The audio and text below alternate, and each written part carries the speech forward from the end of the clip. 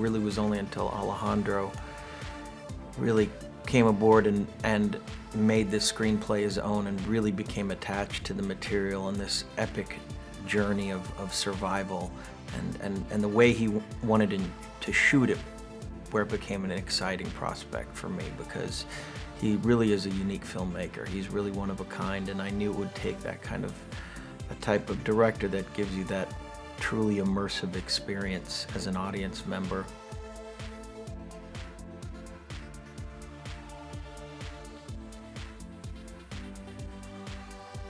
He's really developed his own approach and his own style to making movies throughout the years that has become synonymous with only him now. And there's very few filmmakers out there that I believe can do that, that really can make a true mark and not sort of fit into the sort of Hollywood mold and accomplish films like this on an epic scale.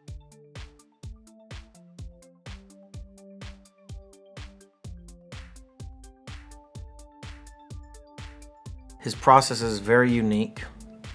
Not many filmmakers do what he does. And a lot of it's trial and error.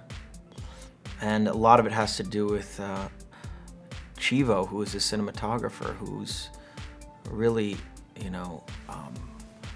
intrinsically a part of his process. And those two really immerse themselves in the material. There's a very extensive rehearsal period where all the actors get together and we sort of coordinate these very complex movements and shots.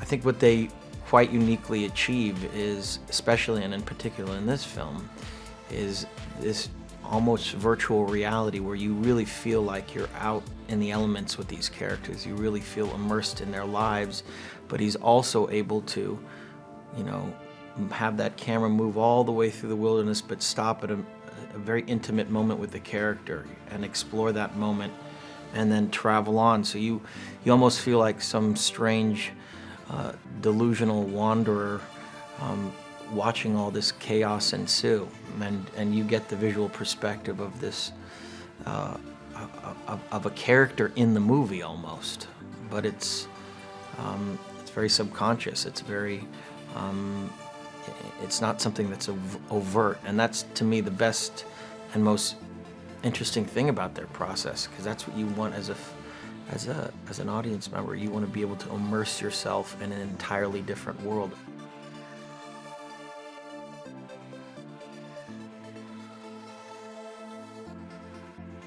Hugh Glass is, stuff of legend by, the American campfires. He's a real-life Paul Bunyan type of character, a man that survived extreme elements and was left to die by his hunting crew and buried alive and crawled through the entire American wilderness on his own through hundreds of miles through the dead of winter to sort of seek revenge on the men that had done him wrong. So he's this sort of part of American folklore, but he was a real person, and these things really did happen. But I think more than anything, what Alejandro wanted to do was create poetry in that story, the poetry of what it means to have all the chips stacked against you, to have really very little chance at survival, and the sort of triumph of the human spirit and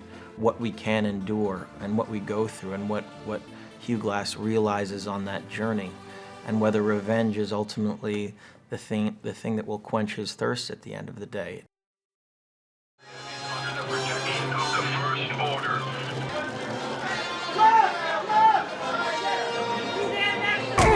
The fight that I take the most pride in is Dom and Hobbs in Fast and Furious 5. That's my favorite fight sequence in the franchise.